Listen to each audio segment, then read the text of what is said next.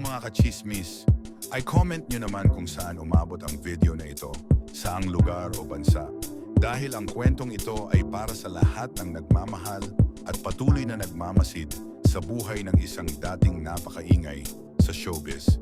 Pero ngayon biglang nanahimik. Asan na nga ba si Kisses Delavan?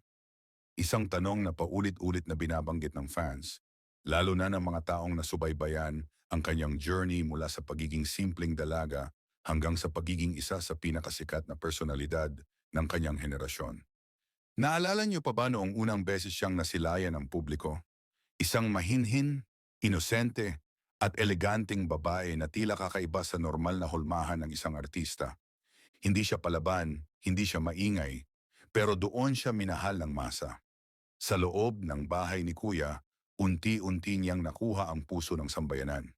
Pero habang tumatagal, napansin ng marami na parang unti-unti ring naglalaho ang presensya niya sa telebisyon. Wala nang sunod-sunod na proyekto, wala nang araw-araw na exposure, at dito na nagsimula ang tanong ng bayan, nasaan na si Kisses Delavan? Matapos ang PBB, sunod-sunod ang oportunidad kay Kisses. May mga teleserye, pelikula, endorsements, at pati music career. Hindi biro ang pressure, lalo na para sa isang taong mas piniling maging tahimik kaysa maging controversial.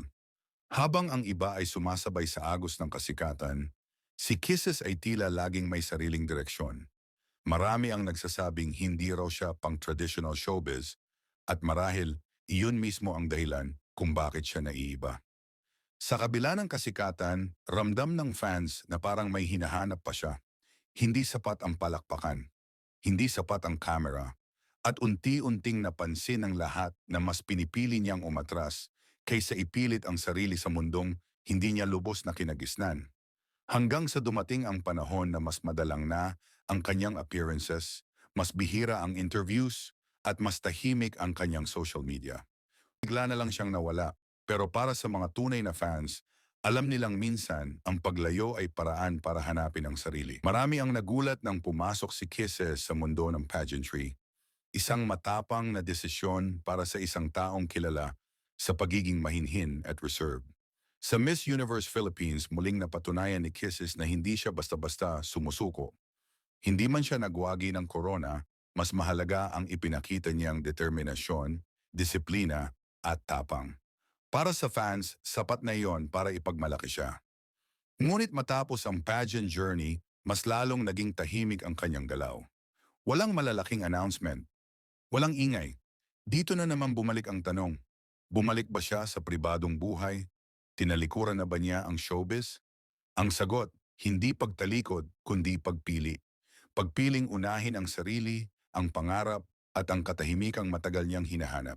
Sa likod ng katahimikan, unti-unting lumabas ang balita na si Kisses ay nasa ibang bansa. Tahimik na tinutupad ang isa sa kanyang pinakamatagal ng pangarap.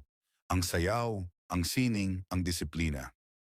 Habang ang iba ay patuloy na humahabol sa spotlight, si Kisses ay mas piniling pagigihin ang sarili sa likod ng entablado. Walang yabang, walang paingay.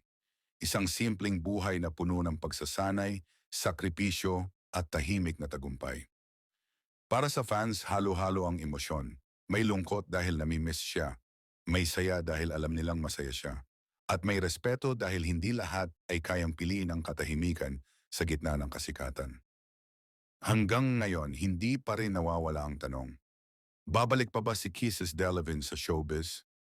Walang malinaw na sagot, pero marahil hindi iyon ang pinakamahalagang tanong. Ang mas mahalaga ay kung masaya ba siya sa buhay na pinili niya. Sa bawat tahimik na post, sa bawat bihirang update, nariyan pa rin ang fans, naghihintay, umaasa, at patuloy na sumusuporta.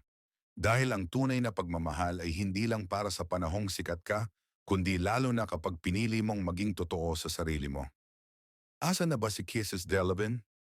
Nariyan siya, nabubuhay, nangangarap, at patuloy na hinahanap ang pinakamahusay na bersyon ng kanyang sarili.